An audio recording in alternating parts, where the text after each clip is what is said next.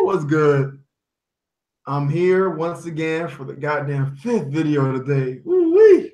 Obama woo. But back in here in this bitch, and we have an interesting topic today. We're talking about Mangakas, Feints, and our reaction. And I will expand upon that a little bit more. But first, I want to let some of the homies talk to you that are here with me. I'm gonna start off with Moshi Hans, aka KingMosh, aka Soap, aka Too Many Damn Names, aka tell him what you about, man. What's good, bitches? It's your boy Moshi Mosh. I'm an upcoming YouTuber just making Kingdom reactions, One Piece Facts. discussion videos, hype discussions that I feel like the community doesn't really focus on. I try and bring that to y'all's attention and kind of expand the discussion in that sort of way. So look out for me, bro. Yes, sir. Now we're talking about Sombra. Hypuu. Hey, the fucking head captain, number one of the 1,000 Watatsumi pirates, nigga. Wow. But nah, man, I do Watatsumi. like I do sports manga. I do a variety of manga. We'll be opening up the repertoire over time, but mainstays right now are Haikyuu, My Hero Academia, The Promised Neverland, and One Piece. Haikyuu, good shit. I don't read that shit, but I'm waiting for that anime. That is one anime I do watch. Haikyuu, The bro. anime is better than the manga for that one, bro. Hands down. After the anime, I tried to go to manga. I was just like, nah, I can't do it. The experience is different, but the manga's still dope. I love the manga. It is, but I need that feeling that anime gives me. Yeah, it's like crack, dog. Once you get on, you can't get off. I couldn't get off, dog. I'm telling you. All right. So now, let's get into the meat and potatoes of everything. So when I'm talking about Mangakas, Feints, and our reaction, say in fencing, in sword fighting, you have feints. So oh, if I attack him here, then maybe he'll go there, or he'll dodge there, and I can hit him there. And basically, that's how mangakas are hitting us when they come with chapter after chapter and reveal after reveal in different scenarios. A good example of how in One Piece, how everybody's like, oh my gosh, it's so obvious he's that big ass mirror.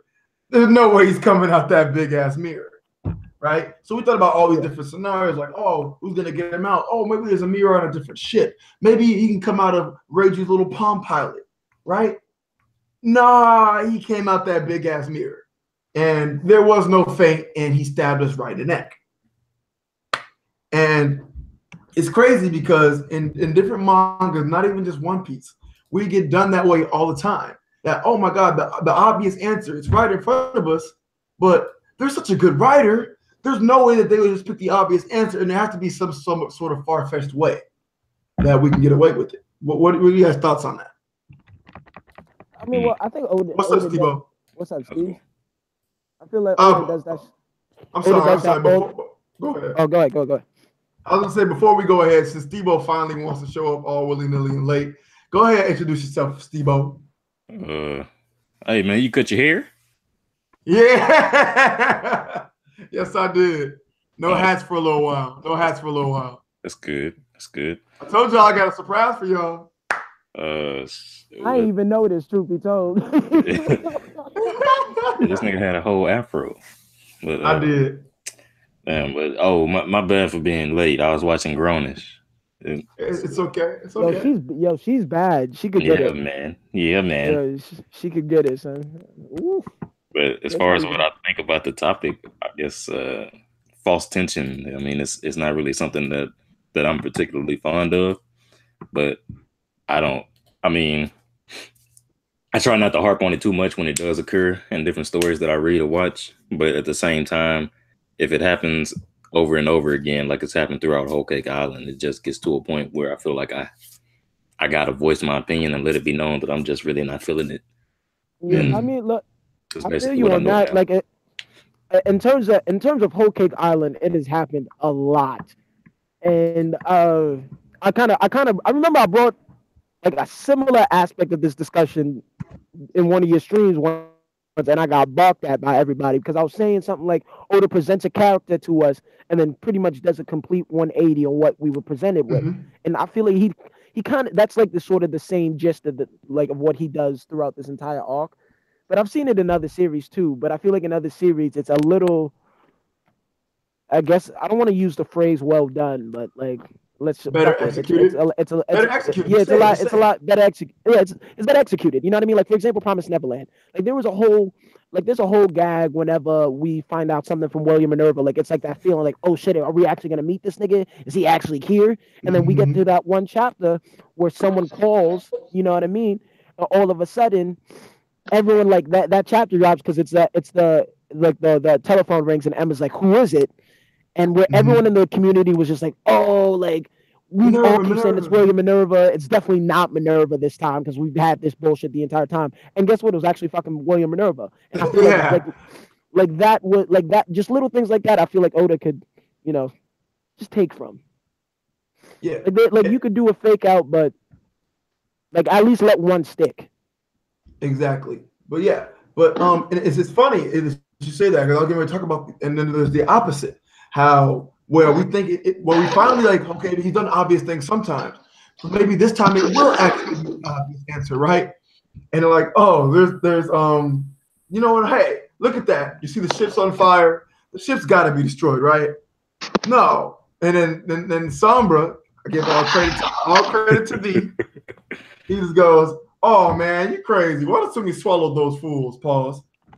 I was like, everybody's like, you crazy. Why the hell would he swallow them? That ship on fire. That ship's Sombra on said fire. That too? Yeah, Sombra said it too. So that makes 3 people now. Because Snape said it, Lucid said it, and now Sombra. Hey, we're legendary out here, man. Monster Trio, so bro. I was like, and then it actually is so. It's so crazy because I don't remember none of you niggas saying it. That's how crazy it is that this shit actually happened. Sombra found one of my videos and timestamped it. Oh no, yeah, I need my credit, bro. 100%. I got proof, sources, citations, all that shit. Yo, but it's so crazy. And then so like, are we? So should we be angry about these feints, or should we praise the mangaka for getting us in such a way? I feel like it just depends on the execution, because in this manner, I would think that praise isn't warranted because it's a situation where it seems like this would be the appropriate outcome, but instead of having it transpire in a serious manner, or in a manner to where it's like he's not faking us out deliberately, because there's really no point to show the straw hat flag burning and laying in the ocean other than to just fool the readers, which I feel like that's not something that you should do if there's no reason within the story to actually showcase that. Because then it's almost like you're breaking the fourth wall when you directly talking to the readers like that. I agree. I mean, well, in terms of this arc specifically, and talking about One Piece, like this arc to me has been the arc of just misconception. Like that's like the sort of theme I've always got throughout this arc. Like nothing is on its face true. Like there's always some sort of lie hidden behind it. And I think Oda has taken that a little extreme. You know what I mean? Yeah. But hopefully this is not a sort of trend that keeps going, because I don't think this is like the first time I felt this way when reading One Piece, truth be told. I mean, like, yeah, if you're going to have that cliffhanger be there at all, then you would think that there's something that happened to the ship, some sort of damage. But to have their Jolly Roger just sitting there when they were completely untouched just seems a little far-fetched. He was just trying to hype up Chapter 900, man. He's been stalling, bro. You guys know he's been stalling. Like, there was no reason for us to think that, like, he was just gonna drop a bombshell like that. Like, honestly, it would have caused a lot more problems had the ship actually been destroyed. Because then we probably would have been stuck on this arc, bro. For real. And I was screaming last week, like, all of the conversation should have stopped at one question: is the Sunny actually destroyed or not? If you believe that it is, and like that to me was like how I evaluated that chapter. Because if it is destroyed, this arc goes on for an unseemly amount of time. Facts. If it's not, like, what then? That's even though 901 was bullshit by how, like, you know, just Wadatsumi doing what he did, I wasn't that surprised. Wadatsumi's a god, bro. Don't play. What? To me, there was no way that the ship could have been destroyed regardless. You know what I mean? Yeah. So here's something Gohan Angered said in the chat. He said, I think one of the things that bothers me is that they introduced what type of abilities Pudding has, but they still haven't been used. And you were saying that earlier, so about how the characters, all their abilities get introduced, yet nothing has been done. So pudding has been talked about with this memory ability.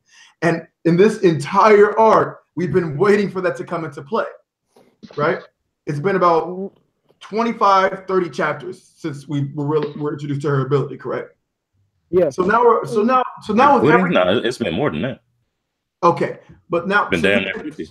So with every instance, we were like, when the hell is she gonna use this? Did she put it in the cake? Did she use it when she kissed Sanji? Is she gonna wipe all the Big Mom's memories to give the Straw Hats amnesty? And it's just things like that. It's like, did you introduce these abilities too early?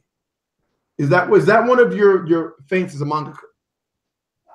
No, not necessarily. Like, I think Pudding, in regards to like her ability, might have been a case of just us as a community like getting entrenched like in terms of how broken that devil fruit is.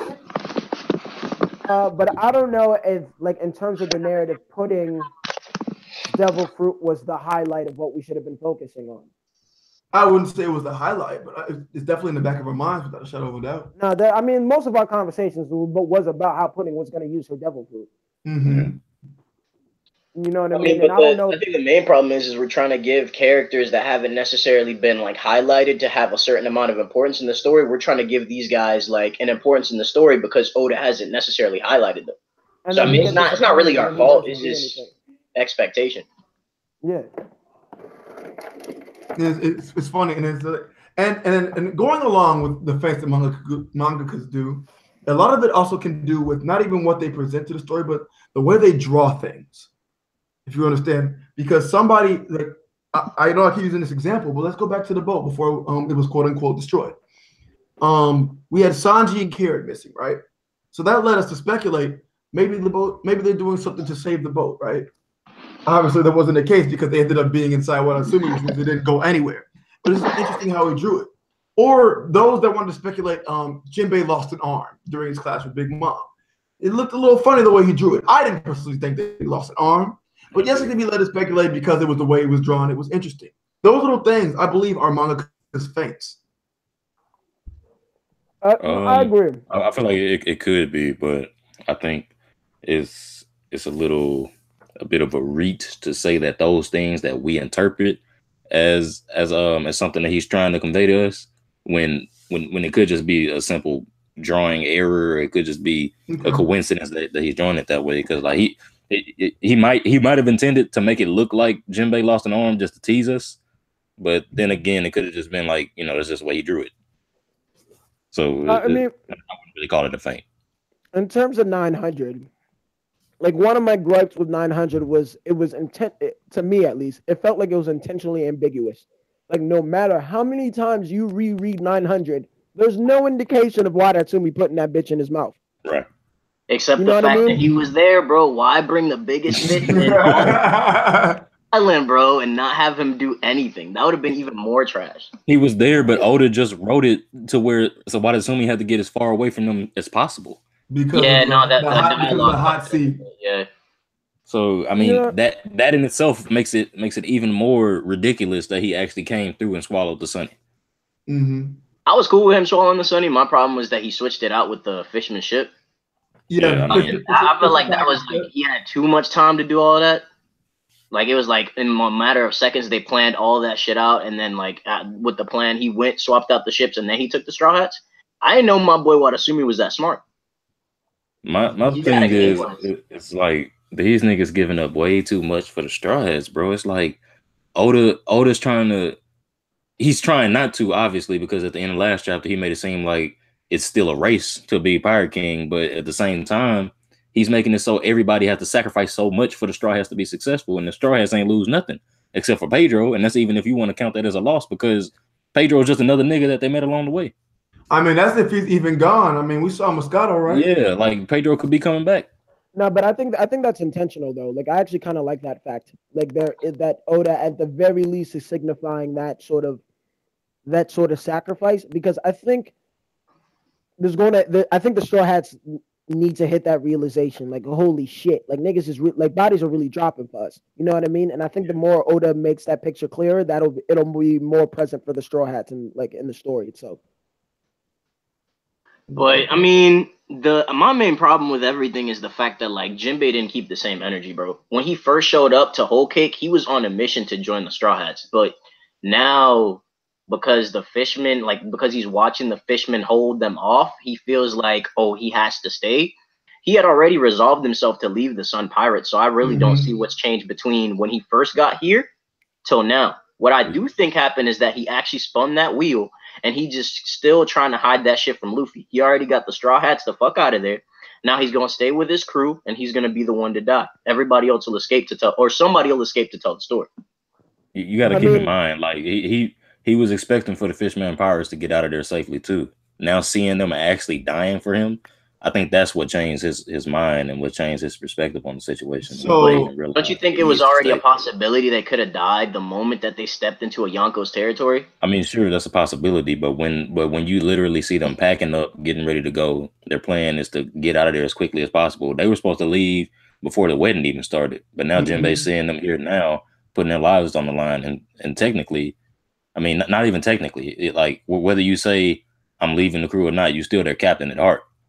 So you can't just leave your people behind. And I heard somebody passed ownership to Aladdin, bro. Like Aladdin is the new captain. That's true, but like I say, in his heart, that's never gonna change. Yeah, no, Stebo's right. That's why Luffy. That's part of the reason why Luffy has that. I'm the fucking captain moment. I only got, you know what I mean? Look at yeah. Just because of what Stebo just explained. I heard somebody else say that Luffy wouldn't even accept Jinbei if he was to leave his crew like that. And I actually think that's true. Like, but the problem with that, Steve-O, is we went to Whole Cake because we couldn't leave a Straw Hat behind, but now we're leaving a Straw Hat behind. I know. I don't disagree with that sentiment. I'm not saying I agree with the way Oda's writing it. I'm just saying with Jinbei's character. No, I get what you're saying, and that makes sense. I just don't see why it had to go down that way. But what you're saying makes sense. It could have been totally different. So Sombra, you believe that he spun the wheel and he is going to die. So yeah, because I mean, he's saying Jinbei has been acting weird since the moment that he talked to Big Mom. If you really think about it. So is Luffy saying, "All right, meet us in Wano. Don't die, even if it kills you"? Is that a feint? That's not a feint, bro. It's not, because if you think about it, like Luffy, by Rayleigh's standards, Luffy can already sense emotions. Who's to say that he can't sense the fear coming off of Jinbei, and that's why Jinbei's like, trying to leave. Even if you die, don't die. That sounds kind of cryptic, don't you think? I know. No, that is a fact. I hated that statement. Okay. Because that's the first time I've ever felt like, holy shit, this nigga might die. Yeah. Hell yeah. That's the only time I've ever felt like that. Because to me, like, I kind of feel what Sombra's saying. Like, yo, like, how the fuck did we come all the way here to... Okay. How the fuck did we... Yeah, how the fuck did we somebody talk. I'm sorry. It's okay. No, I understand what you mean. Like everybody's talking about Jinbei Death Flash, and I thought it was all horseshit. But this is the real and only moment that I've actually legitimately felt a Jinbei Death Flash. Because he's going back into the thick of the fire. Like this is legitimate danger. And not only that, he's leaving the ship that Luffy and them are on, and their ship has been totaled. Fisher Tiger's ship is done for. So I guess they can swim away, but I don't really see that happening either without their surrounding. But I mean, didn't Rayleigh like swim through like the New World and shit or something like that? Yeah, he also wasn't being chased by a fleet. He wasn't. No, I mean, somebody has to get away. He swam absurdly far. But Jinbei's not going anywhere if he sees one of his fisherman brothers left behind. I still think that, bro, he's like Moses, let my people go, bro. I still think it shouldn't have gone down that way, man. Like, I felt like Jinbei had other options. I mean, I don't know. Can you think of another option? Because to be honest, I can't without him just saying, "Fuck it, I'm abandoning them."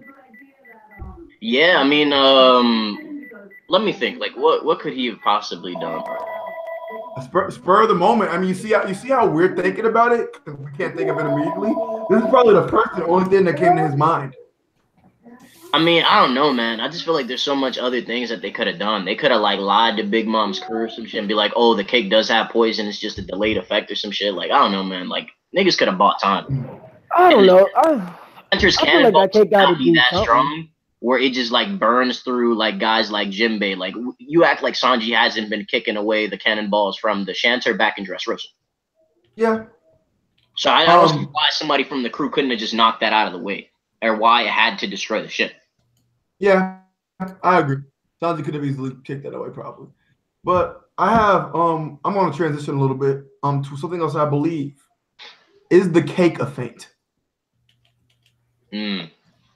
I don't think so. Like, to me, like I just like, how is there no way that shit didn't affect her? Like, you did all of this. It's upsetting if that's like, actually no. The case. Like, that's what I'm saying. Like, no. Like, some things to me are just too on the nose. Yeah, exactly. But if lo and behold, and this actually comes to fruition, and the cake does not have any after effects or anything whatsoever, this might be one of the biggest feints Oda has ever given us. Yeah, right now it's looking like a feint. It's not even a feint, bro. It's a fucking fail. That's what that shit. Yeah, I don't even. I think if you buy that shit, that's on you. You stupid. No, what I feel really happened with the cake, bro. You talking about like it knocking Big Mom out? Is that what you mean? No, it not knocking Big Mom out. Like, it's already done. Like, Lucid was telling me that she already fainted. Like, because what we saw when where Capone tasted it and he got the hard eyes and all that. She was talking to Big Mom. But that was after she completely consumed the cake, bro, because she was still eating. That's what I'm saying. I still have hopes that there are after effects. If not, then my whole "are we too hard on Sanji" stream was null and void, and I feel like I made it for no reason. I mean, I think that the way that the attack cooking is set up, it did give her a power up. So I feel like it was kind of like pushing her. Like, I know it's a reach, but like kind of like pushing her towards awakening. Because if you see, bro, Charlotte Moscato popped up this chapter, dog. That is so crazy. That on top of the whole pet cemetery line. What are technically like pets? Like, who are the people who died here? Are the homies her pets? Like, are the homies her pets? Yeah, and remember that she already took away some of Pedro's lifespan. You think Pedro's part of that pet cemetery? You think that instead of knocking her out, it gave her the ability to like disperse souls or bring people back? It's possible. Zeppo as well. Who knows? Awakening, bro. It could be, man. Damn, even Zeppo? I say even Zeppo. Wow, that's possible. But I also interesting. I mean, we don't even know what his body is. Predictions earlier, so I that nigga should be rotten, bro. He should be one. He should be one with the earth by now. Dave, no, but that's another thing I was discussing with somebody. Do the souls that Big Mom takes out of like people, do they stay alive while she has them, or do those souls die? Like, is the person still alive? No, I think Moscato was a special case, like because like Montdor specifically asked those black blobs to collect all of his souls, all of his time. So there must be some way to put that shit back in the body. Yeah, that was a little different. That's what I'm saying. As long as the soul is alive, is the person technically alive? They just don't have a vessel to be inside of, and that's why she puts it inside the homies. So do you think that a homie would technically still act like Pedro? And I think the procedure, like if she takes your soul, like automatically that shit is getting spread throughout Whole Cake Island, like automatic. But yeah, but I don't know, like if you fuck up the homie, if that shit goes back to you, I don't know. But I want to go ahead. Like concrete information as to how her powers work. So I mean, if we figure that out, it'd probably give us like a hint as to what would happen in the next chapter, I think, or with the cake anyway. Okay, I wanted to extend the question to you guys to make sure if we're defining feints in the same way. So what are the examples of you guys in feints that have happened in any manga? You can bring it up at all. An example of a feint. Bon Clay technically being dead. Okay. But not really dying. Okay, I could see that one when he sacrificed himself. The moment was that impactful at the beginning, but after you find out he's alive, what was the point? Who cares? Exactly, what was the point? It's like the 90. It's like the fake 901s where Pedro keeps on blowing himself up. But continue. Oh, there's if you ever read Tower of God, like the main character, like they just like when you first meet the main character in Tower of God, like the way the author writes it, he writes him as like a weak piece of shit. You know what I'm saying? Until you get to like chapter 30, until that's when you discover like no, he's actually fucking the most broken character here. You know what I mean? Interesting. Oh, someone said Dave Lee Dabblemar said Android 17. Yo, it's lit. It's fucking lit, bro. Oh my god, that is the. I don't watch Super, but I heard about that. Hey yo, you get a mod for that. That is a feint among feints. Oh my god. I'm trying to think of one, but because Ash beating any of the Pokemon leagues. oh, wow. Oh god. It's crazy. Like you think, and there's so many. Like if you sit down and think about it, there's so many when you really sit back. And it's interesting. How about one from Hunter x Hunter with Meru? Okay, I was going to Hunter x Hunter as well. What's one with Meru? It's very specific. I don't know if anybody will remember the exact moment, but it was when they like Pito, Poof, and Yuppie, they all gathered outside of the throne room, right? They were talking to Meru. I can't remember exactly what they were talking about, but it seemed as if Meru was about to undergo a change in character right there.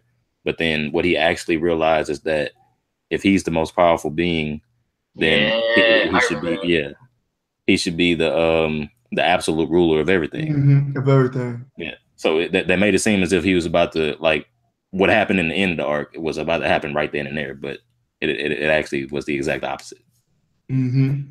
So yeah, that was one. Okay, it's a good one. Someone said fairy tale every chapter. Yeah. Come on now. Or just like Guy Sensei. How about Guy Sensei being dead? Oh yeah. Oh god, that's a feint. Naruto all of a sudden had the power of Jesus. Let me touch your brother. Oh my god, yeah. No, but Jesus. first of all, just the Ashra Indra shit. That whole shit. All of that is a feint. Like I mean, a feint. could you really call that a feint, or is it just an ass pull? I mean, we thought that. Didn't we think they were dead at that point? Oh yeah. That's true. That's true. Yeah. But I mean, it kind of retcons everything that Naruto did at the beginning of the story, bro. So that's why I would call that shit like a feint or like an ass pull. Because like you see Naruto working his way up, like as a kid, like he's useless. Nobody like fucks with him. You think he's like scrub, but towards the end, he has like unlimited chakra, unlimited potential, unlocking God's power. Like shit is crazy.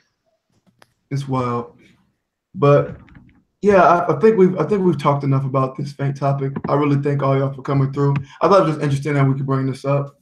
I'm gonna be doing some 892 predictions later. I hope that all of y'all can join me for that as well. 892. Wow, 902. Jesus Christ. Yeah. There you go. My bad. Lost in the past. Lost in the sauce. Get off them drugs. Willofzee, hey, I'm taking your name at the title since you didn't show up. He's in the chat now. But gotta be on time. Bitch ass nigga. He a whole hoe.